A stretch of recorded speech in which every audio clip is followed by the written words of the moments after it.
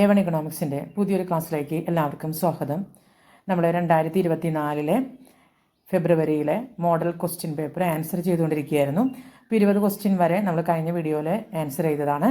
21ാമത്തെ question മുതലാണ് ഈ വീഡിയോയിൽ നമ്മൾ ആൻസർ ചെയ്യുന്നത്. ഇതിൽ ഓരോ ക്വസ്റ്റ്യനും വളരെ ഇമ്പോർട്ടൻ്റ് ആണ്. ഇത് പഠിച്ചു പോയി കഴിഞ്ഞാൽ നിങ്ങൾക്ക് ക്വസ്റ്റ്യൻ പേപ്പർ മെയിൻ എക്സാം നല്ല രീതിയിൽ അറ്റൻഡ് ചെയ്യാനായിട്ട് സാധിക്കും.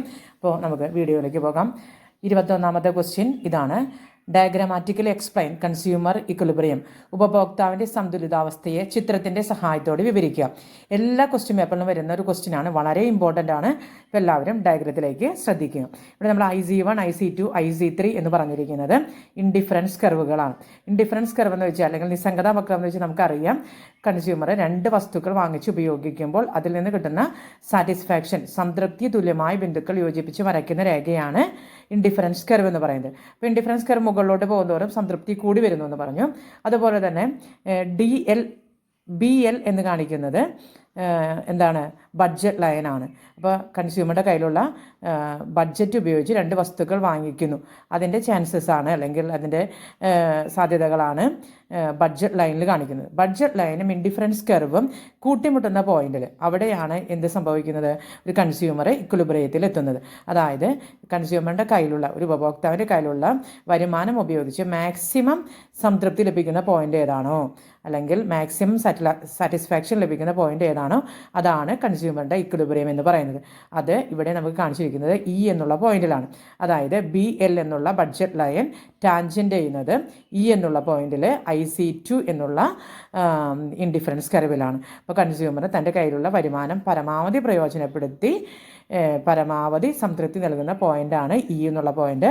അതാണ് കൺസ്യൂമർ ഇക്വിലിബ്രിയം എന്ന് പറയുന്നത്. Consumer equilibrium means the consumer attain equilibrium at the point where budget line is tangent to indifference curve, or MRS, margin rate of substitution equal price ratio, or slope of the indifference curve is equal to slope of the budget line. ഇങ്ങനെ നമുക്കതിനെ നിർവചിക്കാം. അപ്പോൾ consumer തൻ്റെ വരുമാനം ഉപയോഗിച്ച് maximum സംതൃപ്തി നൽകുന്ന point ഏതാണോ അതാണ് കൺസ്യൂമർ ഇക്വിലിബ്രിയം എന്ന് പറയുന്നത്. ഈ ഡയഗ്രം വരച്ച് ഇത് എക്സ്പ്ലെയിൻ ചെയ്യുക. ഓക്കെ, ദെൻ അടുത്ത ക്വസ്റ്റ്യൻ ആണ്, find out marginal product and average product. നമുക്ക് ഈ ടേബിളിൽ തന്നിരിക്കുന്നത് ലേബറും അതുപോലെ തന്നെ ടോട്ടൽ പ്രൊഡക്റ്റും തന്നിട്ടുണ്ട്. ആവറേജ് പ്രൊഡക്റ്റും മാർജിനൽ പ്രൊഡക്റ്റും നമ്മൾ കണ്ടെത്തണം. അപ്പോൾ ആദ്യത്തേത് തന്നിരിക്കുന്നത് 0 ലേബറാണ്, 0 പ്രൊഡക്റ്റാണ്. അപ്പോൾ ആവറേജ് പ്രൊഡക്റ്റും മാർജിനൽ പ്രൊഡക്റ്റും 0 തന്നെയായിരിക്കും. അടുത്തത് ലേബർ 1 ആണ്, ടോട്ടൽ പ്രൊഡക്റ്റ് 5 ആണ്. അപ്പോൾ ആവറേജ് പ്രൊഡക്റ്റ് എന്ന് പറയാൻ നമുക്കറിയാം, total product divided by number എന്നാണ് ഉദ്ദേശിക്കുക, അല്ലെങ്കിൽ ലേബർ എന്നാണ് ഉദ്ദേശിക്കുക. അപ്പോൾ average product 5 divided by 1 equal to 5 ആണ്. മാർജിനൽ പ്രൊഡക്റ്റ് 5 തന്നെയാണ്. ദെൻ അടുത്തത് 2 യൂണിറ്റ് ലേബർ ആണ്. അപ്പോൾ ടോട്ടൽ പ്രൊഡക്റ്റ് 10 ആണ്.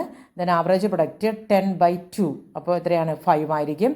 മാർജിനൽ പ്രൊഡക്റ്റ് എന്ന് പറയുന്നത് 5 ആണ്. അതിൻ്റെ കാരണം മാർജിനൽ പ്രൊഡക്റ്റ് എന്ന് പറയുന്നത് addition made to the total product to the additional unit of output produced. അതായത് മാർജിനൽ പ്രൊഡക്റ്റ്, ടോട്ടൽ പ്രൊഡക്റ്റിൽ ഒരു അഡീഷണൽ ഇൻപുട്ട് യൂസ് ചെയ്യുമ്പോൾ എത്രമാത്രം ടോട്ടൽ പ്രൊഡക്റ്റിൽ മാറ്റം ഉണ്ടാകുന്നു, അതാണ് മാർജിനൽ പ്രൊഡക്റ്റ്. അപ്പോൾ ഇവിടെ നോക്കുക, 2 യൂണിറ്റ് ലേബറിനെ പ്രൊഡ്യൂസ് ചെയ്തപ്പോൾ ടോട്ടൽ പ്രൊഡക്റ്റ് 5ൽ നിന്ന് 10 മാറി. അപ്പോൾ 10 - 5, 5 ആണ് നമ്മുടെ ഇവിടെ മാർജിനൽ പ്രൊഡക്റ്റായി വരുന്നത്. അതുപോലെ തന്നെ 3 യൂണിറ്റ് ലേബർ യൂസ് ചെയ്യുമ്പോൾ ടോട്ടൽ പ്രൊഡക്റ്റ് 40 ആണ്. അപ്പോൾ ആവറേജ് പ്രൊഡക്റ്റ് എത്രയാണ്, 40/3, അപ്പോൾ 13.3 എന്ന് കിട്ടും. മാർജിനൽ പ്രൊഡക്റ്റ് എത്രയാണ്, 40 - 10, 30 എന്ന് കിട്ടും. അടുത്തത് 4 യൂണിറ്റ് ലേബറിനെ യൂസ് ചെയ്യുമ്പോൾ ടോട്ടൽ പ്രൊഡക്റ്റ് 50 ആണ്. അപ്പോൾ ആവറേജ് പ്രൊഡക്റ്റ് എന്ന് പറയുന്നത് 50/4, അപ്പോൾ എത്ര കിട്ടും, 12.5 എന്ന് കിട്ടും. മാർജിനൽ പ്രൊഡക്റ്റ് എത്രയാണ്, 50 - 40, 10 എന്ന് കിട്ടും. അടുത്തത് ലേബർ 5 യൂണിറ്റ് യൂസ് ചെയ്യുന്നു. അപ്പോൾ ടോട്ടൽ പ്രൊഡക്റ്റ് 57 ആയിട്ട് ഇൻക്രീസ് ചെയ്തു. അപ്പോൾ ആവറേജ് പ്രൊഡക്റ്റ് എന്ന് പറയുന്നത് 57 ഡിവൈഡഡ് ബൈ 5, 11.4 എന്ന് കിട്ടും. മാർജിനൽ പ്രൊഡക്റ്റ് 57 - 50, 7 എന്ന് കിട്ടും. ക്ലിയർ ആയെന്ന് വിചാരിക്കുന്നു. ആവറേജ് പ്രൊഡക്റ്റ് എന്ന് പറയുന്നത് കണ്ടുപിടിക്കാൻ ടോട്ടൽ പ്രൊഡക്റ്റ് ഡിവൈഡഡ് ബൈ ലേബറാണ് യൂസ് ചെയ്യുന്നത്. മാർജിനൽ പ്രൊഡക്റ്റ് എന്നുള്ളത് കണ്ടുപിടിക്കാനായിട്ട് ഓരോ ടോട്ടൽ പ്രൊഡക്റ്റിലും വരുന്ന ഇൻക്രിമെൻറ്റ് എത്രയാണ്, ഓരോ ലേബറിനെ യൂസ് ചെയ്യുമ്പോൾ ടോട്ടൽ പ്രൊഡക്റ്റ് എത്രമാത്രം ഇൻക്രിമെൻറ്റ് സംഭവിക്കുന്നു. MP കണ്ടുപിടിക്കാനായിട്ട് TPN - TPN - 1 എന്നുള്ള ഇക്വേഷനാണ് യൂസ് ചെയ്യുന്നത്. ഓക്കെ, ദെൻ നെക്സ്റ്റ് ക്വസ്റ്റ്യൻ ആണ്, explain the determination of or determinant of firm supply curve. ഒരു ഉൽപ്പാദന യൂണിറ്റിൻ്റെ പ്രധാന വക്രത്തെ സ്വാധീനിക്കുന്ന ഘടകങ്ങൾ ഏതൊക്കെയാണ്?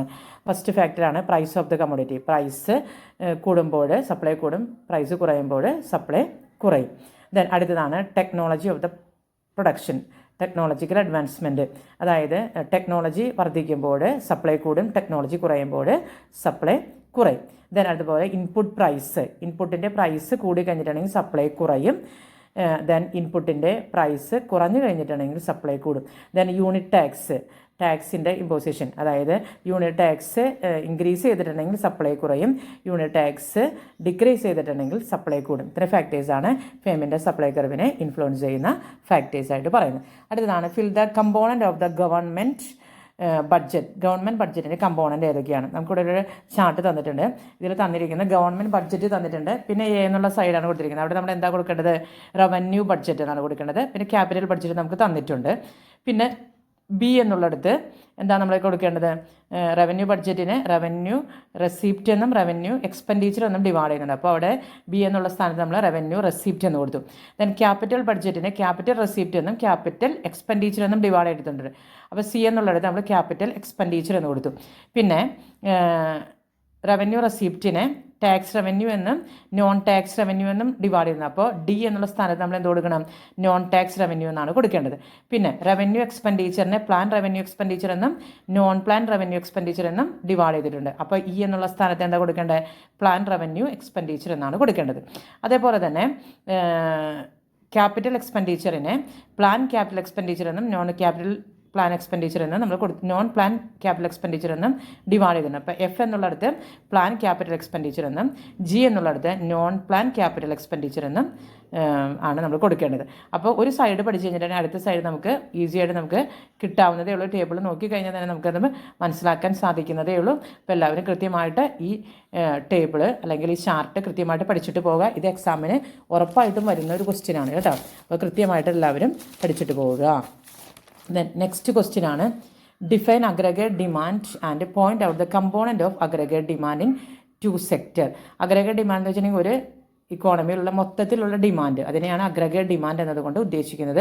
അഗ്രഗേറ്റ് ഡിമാൻഡിൻ്റെ രണ്ട് സെക്ടറുള്ള അഗ്രഗേറ്റ് ഡിമാൻഡിൻ്റെ കമ്പോണൻസ് ഏതൊക്കെയാണെന്ന് ചോദിച്ചിരിക്കുന്നത്. രണ്ട് സെക്ടർ എന്ന് പറഞ്ഞാൽ ഹൗസ് ഹോൾഡും ഉണ്ട്, ഫേംസും ഉണ്ട്. അപ്പോൾ ഹൗസ് ഹോൾഡിൻ്റെ കൺസംഷൻ എക്സ്പെൻഡിച്ചറും ഫേംസിൻ്റെ ഇൻവെസ്റ്റ്മെൻറ്റ് എക്സ്പെൻഡിച്ചറും ഇത് രണ്ടും കൂടി കൂടുന്നതാണ് അഗ്രഗേറ്റ് ഡിമാൻഡ്. ടു സെക്ടർ മോഡലിലെ അഗ്രഗേറ്റ് ഡിമാൻഡ് എന്ന് പറയുന്നത്. ദെൻ അടുത്ത ക്വസ്റ്റ്യൻ ആണ് answer any 5 question from 26 to 30. Each carries 5 മാർക്കാണ്. കൃത്യം ശ്രദ്ധിക്കുക. 26ാമത്തെ question find out total variable cost, total fixed cost, average fixed cost, average variable cost, short and marginal cost. അപ്പോൾ നമുക്കിവിടെ തന്നിരിക്കുന്നത് ഔട്ട്പുട്ടും ടോട്ടൽ ഫിക്സഡ് കോസ്റ്റും തന്നിട്ടുണ്ട്. ബാക്കിയെല്ലാം നമ്മൾ കണ്ടുപിടിക്കണം. അപ്പോൾ ഔട്ട്പുട്ട് 0 ആയിരിക്കുമ്പോൾ ടോട്ടൽ ഫിക്സഡ് കോസ്റ്റ് എല്ലാം ഫസ്റ്റത്തെ 0 ആണ്. അപ്പോൾ എല്ലാം 0 തന്നെയായിരിക്കും. ടോട്ടൽ വേരിയബിൾ കോസ്റ്റ് നോക്കുക. ടോട്ടൽ വേരിയബിൾ കോസ്റ്റ് 0 ആണ്, കാരണം ഔട്ട്പുട്ടൊന്നുമില്ല. ടോട്ടൽ വേരിയബിൾ കോസ്റ്റ് 0 ആണ്. അപ്പോൾ ടോട്ടൽ കോസ്റ്റ് ടോട്ടൽ ഫിക്സഡ് കോസ്റ്റിന് തുല്യമായിരിക്കും. അപ്പോൾ ടോട്ടൽ കോസ്റ്റ് എത്രയാണ്? 10 ആണ്. ദെൻ AFC AVC SMC ഇല്ല.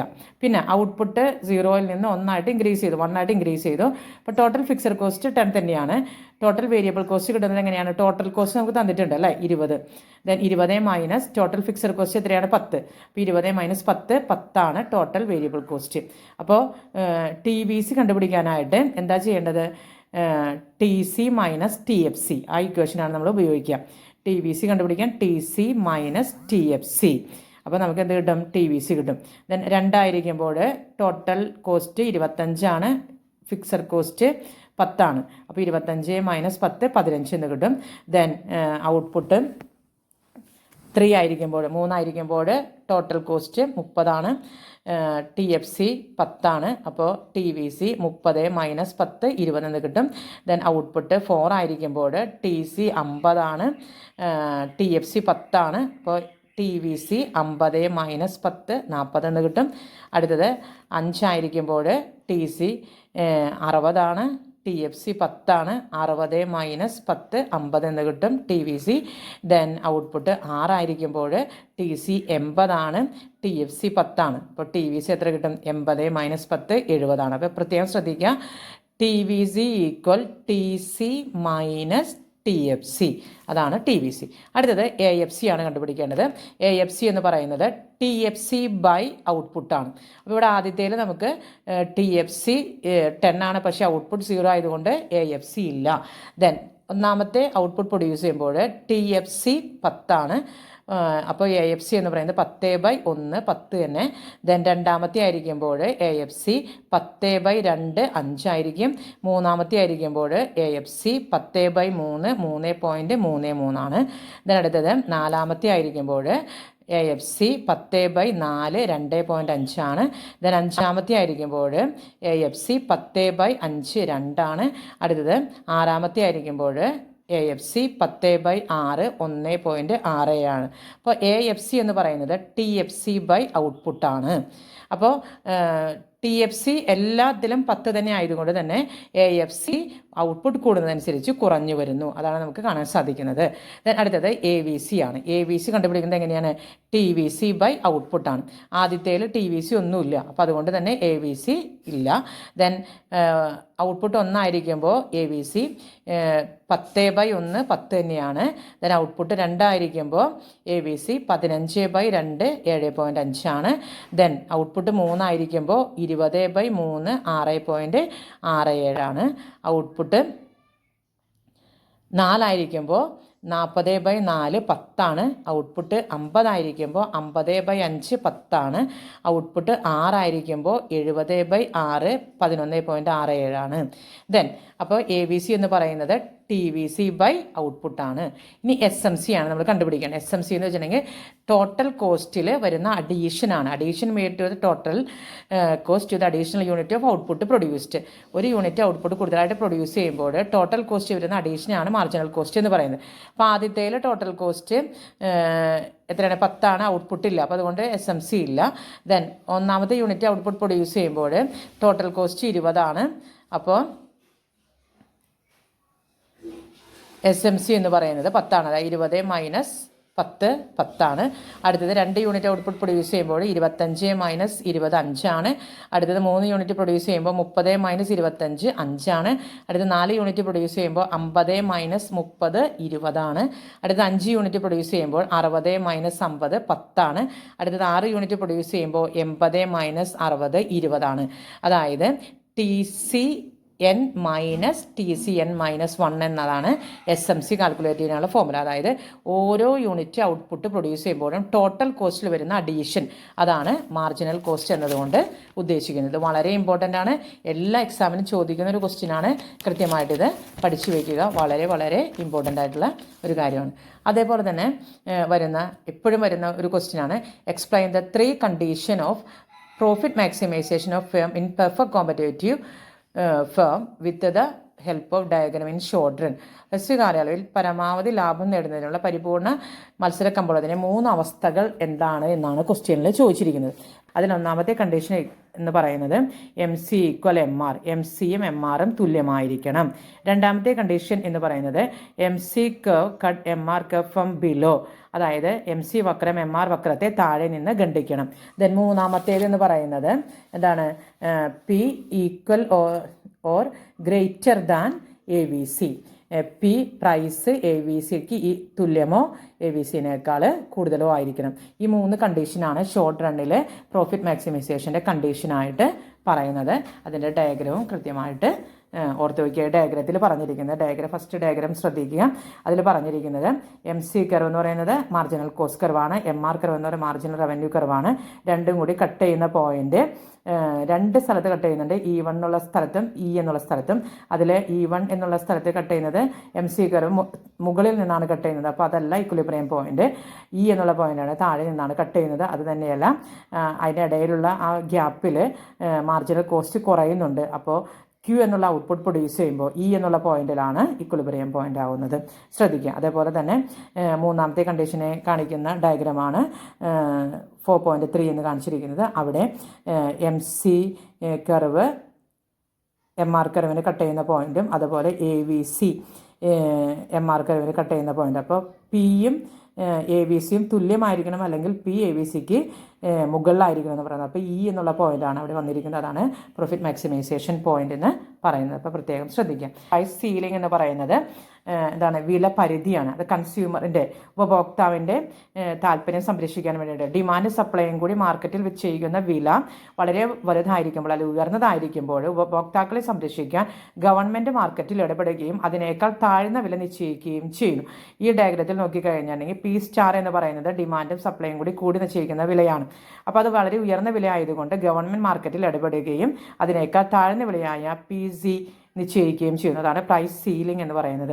അവിടെ പ്രൈസ് സീലിംഗ് ഉള്ള സമയത്ത് അവിടെ ഡിമാൻഡ് കൂടുതലായിരിക്കും, പക്ഷേ സപ്ലൈ കുറവായിരിക്കും. അതാണ് നമ്മളവിടെ കാണിച്ചിരിക്കുന്നത്. ഡിമാൻഡ് കൂടുതലും സപ്ലൈ കുറവുമാണ്. കാരണം എന്ന് വെച്ചിട്ടുണ്ടെങ്കിൽ പ്രൈസ് കുറയുന്ന ഒരു സിറ്റുവേഷനാണ്. ശ്രദ്ധിക്കുക, പ്രൈസ് ഫ്ലോറിങ് ഗവൺമെൻറ് ഏർപ്പെടുത്തുന്നത് ഉൽപ്പാദകരെ സംരക്ഷിക്കാനാണ്. അതായത് ഡിമാൻഡ് സപ്ലൈയും കൂടി ഏർപ്പെടുത്തുന്ന പ്രൈസ് എന്ന് പറയുന്നത് അല്ലെങ്കിൽ ഡിറ്റർമിൻ ചെയ്യുന്ന പ്രൈസ് എന്ന് പറയുന്നത് വളരെ ചെറുതായിരിക്കുമ്പോൾ അല്ലെങ്കിൽ വളരെ താഴ്ന്നതായിരിക്കുമ്പോൾ ഗവൺമെൻറ് മാർക്കറ്റിൽ ഇടപെടുകയും ഉൽപ്പാദകരെ സംരക്ഷിക്കാൻ വേണ്ടിയിട്ട് അതിനേക്കാൾ കൂടിയ വില നിശ്ചയിക്കുകയും ചെയ്യുന്നു. അതിനെയാണ് താങ്ങുവില എന്ന് പറയുന്നത്. ഈ ഡയഗ്രത്തിൽ നോക്കുമ്പോൾ നമുക്ക് മനസ്സിലാക്കാൻ സാധിക്കും SS-ഉം DD-യും SS സപ്ലൈ കർവും DD ഡിമാൻഡ് കർവും രണ്ടും കൂടി ഇൻ്റർസെക്റ്റ് ചെയ്യുന്ന പോയിന്റ് എന്നുള്ള പോയിൻ്റാണ്. അവിടെ പ്രൈസ് വളരെയേറെ കുറവാണ്. അപ്പോൾ ഗവൺമെൻറ് മാർക്കറ്റിൽ ഇടപെടുന്നു, അതിനേക്കാൾ കൂടിയ വില നിശ്ചയിക്കുന്നു. ആ വിലയിൽ സപ്ലൈ കൂടുതലായിരിക്കും, ഡിമാൻഡ് കുറവായിരിക്കും. ഇത് ഉൽപ്പാദകരെ സംരക്ഷിക്കാൻ ഗവൺമെൻറ് ഏർപ്പെടുത്തുന്ന വിലയാണ്. അപ്പോൾ പ്രൈസ് സീലിങ്ങും പ്രൈസ് ഫ്ലോറിങ്ങും വളരെ ഇമ്പോർട്ടൻ്റ് ആണ്. എപ്പോഴും എക്സാമിന് ചോദിക്കുന്ന ഒരു ക്വസ്റ്റ്യനാണ്. എല്ലാവരും കൃത്യമായിട്ട് ശ്രദ്ധിച്ചു വയ്ക്കുക. അപ്പോൾ ഈ വീഡിയോയിൽ നമ്മൾ ഡിസ്കസ് ചെയ്യുന്നത് 21 മുതൽ ഉള്ള ക്വസ്റ്റ്യനാണ്. 21 മുതൽ 28 വരെയുള്ള ക്വസ്റ്റ്യനാണ്. എല്ലാ ക്വസ്റ്റ്യൻ പേപ്പറിലും റിപ്പീറ്റ് ചെയ്ത് ചോദിക്കുന്ന ക്വസ്റ്റ്യൻസാണത്. വളരെ ഇമ്പോർട്ടൻ്റ് ആണ്. അപ്പോൾ എല്ലാവരും കൃത്യമായിട്ട് പഠിച്ചു പോവുക.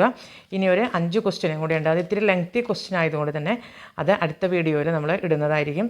അപ്പോൾ ഈ വീഡിയോ ഉടനെ തന്നെ നമ്മൾ ഇടുന്നതായിരിക്കും. ഇപ്പോൾ ഇതിൻ്റെ ഒപ്പം തന്നെ എടുത്തിരിക്കുന്നതാണ്, ഇപ്പോൾ തന്നെ ഇടുന്നതായിരിക്കും. അപ്പോൾ ഈ വീഡിയോ കഴിഞ്ഞതിന് ശേഷം അടുത്ത വീഡിയോ എല്ലാവരും കൃത്യമായിട്ട് കാണുക. നന്നായിട്ട് എല്ലാവരും എക്സാം എഴുതുക.